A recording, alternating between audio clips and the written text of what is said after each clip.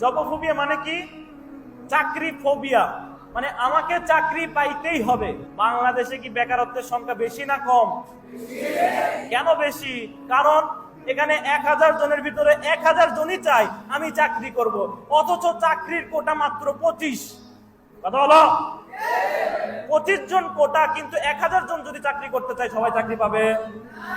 এই জবফোবিয়াটা আমাদের ভিতরে ঢুকে গেছে যে চাকরি করতেই হবে। কারণ কি?